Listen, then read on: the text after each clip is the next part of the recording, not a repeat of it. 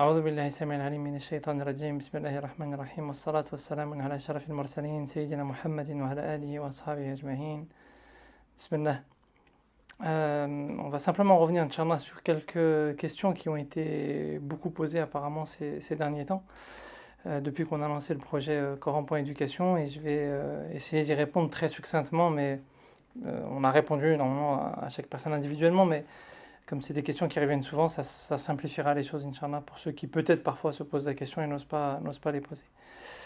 Alors une question à laquelle on avait déjà répondu dans certaines vidéos, c'est pourquoi est-ce qu'on est parti sur un projet en ligne alors que justement on a souvent mis en avant la nécessité de faire un travail local et de proximité. Alors j'y ai déjà répondu, mais l'idée c'est que ce soit une étape qui va nous permettre de constituer une base assez conséquente, parce que c'est pas simple de pouvoir avoir l'équipe professorale qu'on a nous aujourd'hui dans Coran Éducation pour un projet local. Là, on a des intervenants qui viennent de différents horizons. On a Zakaria Makri qui habite dans les pays du Golfe. On a Mohamed Oudihed qui habite à Paris. On a Cheikh Youssouf Ibrahim qui est actuellement au Maroc, même s'il est habituellement basé à Genève. On a des intervenants qui vivent sur Lyon aussi, alhamdoulilah, toute une équipe de professeurs qui habitent à Lyon. Mais on a quand même une équipe professorale qui vient de différents horizons. Et pour pouvoir le réaliser à Lyon, ça aurait été compliqué. Donc là, on va constituer véritablement une vraie base qui va permettre de réaliser un vrai projet pédagogique avec des supports pédagogiques, puisqu'on a toute une équipe derrière de personnes qui vont retranscrire, réaliser les supports, retravailler les supports. Et derrière ça, ce qu'on espère faire, c'est créer même une formation d'intervenants et de professeurs et proposer ces formations-là à des localités avec lesquelles on tissera des partenariats et orienter certains de nos étudiants. Ils ne pourront peut-être pas malheureusement aller vers des localités parce qu'il n'y aura pas de partenariat possible ou parce qu'ils vivent dans des endroits où il n'y a vraiment rien.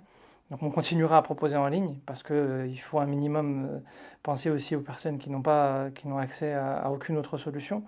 Mais par contre, dans les localités où c'est possible, on essaiera d'orienter les étudiants qui veulent suivre un peu notre projet vers des localités avec lesquelles on travaillera en partenariat, en leur fournissant la matière, en formant les professeurs et en leur demandant à eux d'accompagner dans des relations humaines de proximité les étudiants qui veulent avancer dans leur relation avec le Coran.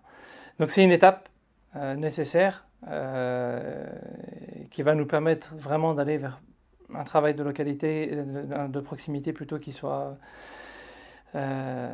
puisse se réaliser dans différents endroits en France et ailleurs d'ailleurs, en Belgique et dans d'autres pays francophones, Inch'Allah. La deuxième question, quand est-ce que sera la rentrée précisément? La date de la rentrée précisément, c'est le 5 octobre qui est prévu, Inch'Allah. Même si la rentrée pour l'équipe professorale et l'équipe pédagogique, elle a déjà commencé depuis un moment, on ne s'est jamais même vraiment arrêté. On vous enverra tous les liens pour accéder à la plateforme, pour avoir accès aux vidéos qui sont déjà préenregistrées très prochainement, même si ce qu'on a prévu, c'est pas de balancer en bloc toutes les vidéos et puis que vous les suivez un peu comme vous voulez, parce que ce qu'on constate, c'est que très souvent, personne ne suit rien en fait au final. Tout le monde suit beaucoup au début, puis après il y a une fatigue. Donc chaque semaine, on publiera à partir du 5 octobre des vidéos avec l'idée qu'il y ait un suivi qui soit mis en place. C'est-à-dire, ça répond à une autre question qui a été beaucoup posée. Est-ce qu'il y a un suivi malgré le fait que ce soit des cours en ligne? Alors oui, on a dans l'équipe pédagogique des personnes qui sont en charge de contacter régulièrement les étudiants, notamment ceux qui sont un peu en décrochage, qui ont du mal à suivre les vidéos, ceux qui ont du mal à suivre régulièrement les cours en direct aussi. Et on demande aux enseignants qui enseignent en ligne, et notamment ceux de mémorisation du Coran, de nous faire des rapports hebdomadaires sur les difficultés que peuvent rencontrer tel ou tel étudiants. Et là, on a des personnes qui vont se mettre en contact avec eux et essayer de voir comment on peut les aider, comment on peut les accompagner. Alors ceux qui suivent que la formule à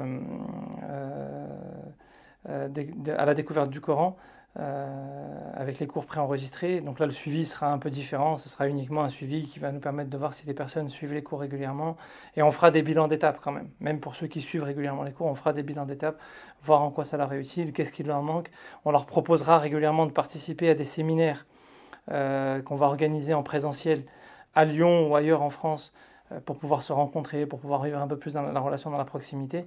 Donc il y a plusieurs séminaires qui sont prévus dans l'année. Il y a même un séjour familial qui sera prévu en fin d'année, où on invitera les membres à y participer, Inch'Allah.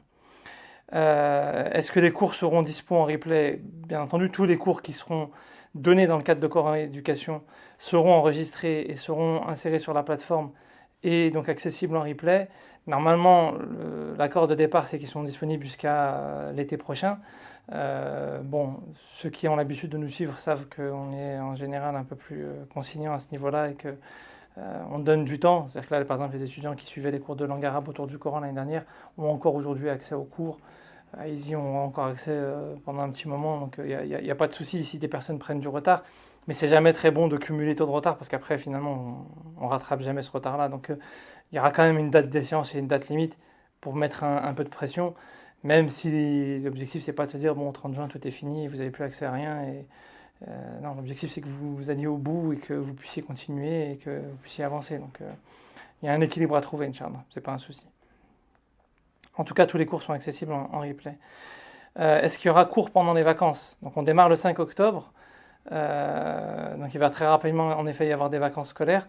On a fait le choix en général, alors vous aurez un agenda, vous allez avoir un livret d'accueil qui va être envoyé à tous les étudiants avec le programme, avec l'équipe professorale, avec les jours précis de cours, enfin tous les éléments. Sarah reviendra sur tout ça, je pense qu'on fera une vidéo très précise par rapport à tout ça, mais ceux qui sont inscrits vont bientôt avoir toutes les informations détaillées. Là, on est vraiment sur du peaufinement de programme, puisqu'il y a des intervenants qui ont des contraintes. Donc, on est obligé de changer certaines petites choses. C'est toujours un peu comme ça en début d'année. Donc là, on attend de peaufiner les derniers éléments et on communiquera rapidement avec les personnes qui sont déjà inscrites. En tout cas, pendant les vacances scolaires, on a fait le choix en général de choisir une semaine de vacances pour avoir un petit moment de coupure, pour ceux qui veulent partir, pour ceux qui veulent faire un petit break. Mais 2 semaines, ça nous paraissait trop long, sauf pendant les vacances de décembre, où là, en général, la plupart des instituts ferment, et puis il y a beaucoup de familles qui partent vraiment pendant les 2 semaines. Donc voilà, donc là, sur cette période-là, on a fait le choix de couper pendant 2 semaines. Par contre, il y aura un séjour qui va être organisé pour ceux qui veulent venir y participer. Ce sera un séjour sur plusieurs jours, qui normalement devrait se faire à l'île aux Décombres si tout se passe bien. Donc on reviendra sur ça pour les inscrits, on vous en parlera, Inch'Allah. Je l'ai dit, il y a plusieurs séjours qui seront organisés tout au long de l'année, Inch'Allah.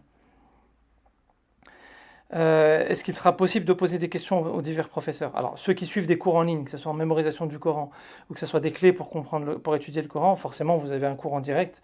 Il y aura toujours un temps à la fin du cours qui sera prévu. Alors, ça dépend du prof. Certains, ça sera à la fin du cours. D'autres vous diront que vous pourrez les couper au milieu du cours. Chaque professeur annoncera sa méthode pédagogique en début d'année. Mais vous pourrez poser des questions au professeur, ça, il n'y a pas de souci. Pour ceux qui suivent des cours préenregistrés, vous avez la possibilité, vous allez avoir un accès sur une plateforme avec une boîte mail, et vous avez la possibilité d'adresser vos questions, alors soit directement à certains professeurs, soit pour certains professeurs, vous devrez nous les envoyer, enfin vous les enverrez plutôt à l'équipe administrative et l'équipe pédagogique qui fera le lien avec l'équipe professorale et qui pourra les relayer. Alors certains auront peut-être parfois besoin d'avoir un contact direct. Avec l'accord du professeur, on pourra parfois mettre en contact directement avec le professeur. En tout cas, moi, je le faisais régulièrement lors des cours l'année dernière qu'on a pu faire en ligne ou avec d'autres. Donc ça, c'est pas un souci. Il est possible, en tout cas, de poser ces questions, de même parfois pouvoir échanger ou même d'avoir un contact, si nécessaire, à un moment donné pendant l'année avec un professeur pour des raisons particulières.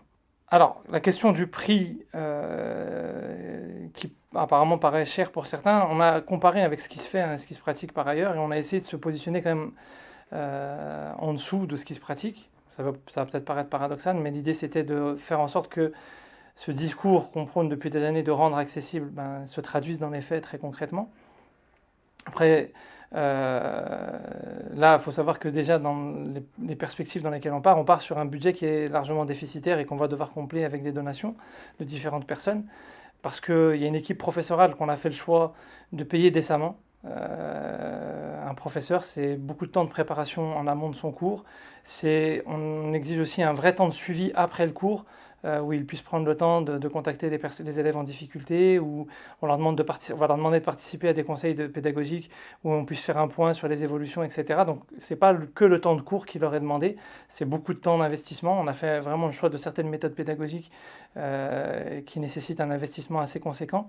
Et en conséquence, c'est normal de leur donner une rémunération qui soit digne, surtout que déjà, c'est pas beaucoup d'heures de cours, c'est souvent des enseignants qui sont spécialisés dans ces domaines-là et qui n'ont pas forcément de très gros moyens, donc, sauf pour certains qui, alhamdoulilah, ont la chance d'avoir une autre activité ailleurs, mais c'est pas le cas de tous les professeurs. Et alhamdoulilah, il y a certains professeurs, d'ailleurs, il faut le dire aussi, qui ont fait le choix de donner les cours bénévolement. Mais on a aussi, en plus des professeurs, décidé de salarier un certain nombre de personnes dans le projet, notamment pour la partie encadrement pédagogique dans certains aspects. Il y a tout ce qui est aussi montage vidéo. Il y a une très très grosse charge de travail qui est à mettre en place. Et puis à terme, on a de gros projets en plus derrière, avec toute la partie retranscription, correction des supports pédagogiques, etc. Donc le coût financier aujourd'hui est plus que justifié, et même en delà de ce qui devrait être. En deçà plutôt de ce qui devrait être. Mais comme on l'a dit, c'est pas un souci parce que, alhamdoulilah, on a des personnes qui sont prêtes à aider sur ce projet-là et qui sont prêtes à contribuer et à donner pour ce projet-là. Donc le projet, alhamdoulilah, avance sans difficulté, Inch'Allah. Et donc s'il y a des personnes pour qui, très sincèrement et honnêtement, nous disent voilà, pour moi c'est trop difficile cette somme-là, mais le programme m'intéresse. Il y en a énormément déjà qui l'ont fait, enfin énormément, il y en a déjà plusieurs qui l'ont fait, qui nous ont sollicité et on a trouvé des solutions pour chacun, alhamdoulilah, jusqu'à présent. Donc c'est pas un souci, en tout cas à ce niveau-là, même si le coût se justifie très largement. D'ailleurs, il y a, alhamdoulilah, aussi eu beaucoup de donateurs qui ont fait des dons sur le site régulièrement ces derniers mois et qui parfois se sont inscrits, parfois se sont pas inscrits, donc ils contribuent finalement à ce que d'autres étudiants puissent s'instruire. Donc vous êtes toute donation est la bienvenue et très appréciée. Et on remercie d'ailleurs tous ceux qui ont fait cet effort-là et ce geste-là ces derniers temps. qu'Allah subhanahu wa ta'ala vous récompense, qui récompense ceux qui font l'effort aussi de s'instruire, qui mettent la baraka dans les efforts de chacun. Autre question donc, qui a été posée, qu'est-ce qu'une ijaza? Alors j'aurais préféré laisser Cheikh Ahmed répondre à cette question-là, puisque alhamdoulilah il a l'ijaza dans les 10 lectures, et donc c'est vraiment un spécialiste du sujet. Une ijaza, c'est une autorisation en fait d'enseigner et de transmettre. Une ijaza, c'est une chaîne de transmission qui remonte jusqu'à Allah subhanahu wa ta'ala, qui a transmis sa parole à Jibril, qui l'a transmis au prophète, qui l'a transmis à certains compagnons, et ensuite ces compagnons l'ont transmis à d'autres personnes. Et donc il y a une chaîne de transmission de l'enseignement du Coran qui va jusqu'à la personne qui va vous transmettre l'ijaza et vous donner l'autorisation parce qu'il estime que vous avez une mémorisation qu'on considère parfaite du Coran. Et quand on dit parfaite, c'est pas simplement une mémorisation par cœur sans faille, c'est aussi une mémorisation sans erreur dans la prononciation, en respectant une des lectures particulières avec toutes les règles qui incombent à cette lecture. Et qui permet à l'enseignant de dire là je suis rassuré et je peux confier la responsabilité à cette personne d'elle-même enseigner et de donner l'autorisation à d'autres personnes d'enseigner. Alors il y a des enseignants qui n'ont pas l'ijaza mais qui ont des compétences et qui ont un bon niveau parfois et qui enseignent de cette manière-là. Mais l'ijaza est quand même une garantie forte et importante. Et là, alhamdoulilah, notamment le fait d'avoir un responsable de département qui l'a dans les 10 lectures, dans la personne de Cheikh Ahmed, ça donne une vraie crédibilité, notamment au projet. Et ça permet aussi de nous rassurer sur ce qui va être transmis aux étudiants et l'encadrement de l'équipe professorale. Alhamdoulilah à ce niveau-là. Pourquoi 3 formules? Pareil, cette question, j'y ai déjà répondu plusieurs fois. Mais l'idée, c'était véritablement de proposer un tronc commun avec tous les cours préenregistrés de ce que tout le monde devrait connaître dans la relation, pour avoir une relation minimale avec le Coran. Que ce soit l'arabe pour comprendre le Coran, ou certains commentaires, ou certaines études thématiques. Bref, donc certaines clés fondamentales. Donc ça, c'est le tronc commun que tout le monde aura et qui seront des cours préenregistrés. Derrière ce tronc commun-là, vous avez des personnes qui veulent aller beaucoup plus sur l'étude des commentaires du Coran et avoir un peu plus d'autonomie. Donc il y aura une filière des clés pour étudier le Coran. Donc ils auront accès à ce tronc commun-là et des cours en direct, là, sur les sciences du Coran, sur l'approche du Coran par le Coran, sur les thématiques des sourates dans le Coran, sur l'approche de la rhétorique dans le Coran. Et les années prochaines, il y aura encore d'autres cours qui vont venir se greffer, notamment le Coran par la Sunna, etc. Et d'autres. Et puis il y a d'autres qui veulent travailler plus sur la mémorisation. Donc ils auront accès au tronc commun, mais ils travailleront sur la mémorisation avec plusieurs classes là, de niveaux forcément, qui sont différentes. Et donc ils vont se spécialiser plus sur la mémorisation, mais ils auront ce tronc commun là avec ces éléments fondamentaux. Et puis certains vont prendre les formules complètes avec l'accès avec tous les cours possibles. Donc l'idée c'était de se dire il y a des basiques que tout le monde devrait avoir qu'on cherche simplement à apprendre ou qu'on cherche à comprendre. Et ensuite, après, en effet, c'est difficile de tout faire, donc il fallait orienter vers ceux qui veulent aller plus vers la compréhension ou ceux qui veulent aller plus vers l'apprentissage, et donner la possibilité aussi, en organisant les cours, pour que ceux qui veulent tout faire puissent le faire aussi, même si la charge de cours elle est assez importante, donc la formule complète. De toute façon, on évalue en entretien au préalable avec chaque étudiant, mais la formule complète, j'ai plus le nombre précis d'heures, mais je crois que on n'est pas loin de 10 heures de cours hebdomadaires. Ça devient quand même assez lourd. Il faut faire attention de pouvoir suivre et parfois de ne pas faire des non-choix qui seraient préférés. Enfin, il vaut mieux parfois choisir et s'assurer de ce qu'on est capable de faire. Mais ceux qui sont capables de prendre la formule complète, la barakatillah et qu'Allah subhanahu wa ta'ala mette la baraka. Donc voilà pour les questions les plus fréquentes qui nous ont été posées. S'il y en a qui ont d'autres questions, n'hésitez pas à les poser soit par mail, soit sur le site directement, soit sur la page Facebook, enfin peu importe. Toutes les questions sont les bienvenues, elles ont leur pertinence, il n'y a pas de mauvaises questions, j'ai envie de dire. Le principal, c'est que, Inch'Allah, vous arriviez à avancer dans votre relation avec le Coran et qu'on essaye de pouvoir vous être utile à ce niveau-là, Inch'Allah, avec toute l'équipe des rencontres autour du Coran. Allah met baraka, barakallahu fikum, subhanakallahumma wa bihamdik, ashhadu an la ilaha illa anta wa astaghfiruka wa atubu ilayk, wa sallallahu ala nabiyyina Muhammad wa ala alihi wa ashabihi ajma'in, wa akhiru da'wana alhamdulillahi rabbil alamin.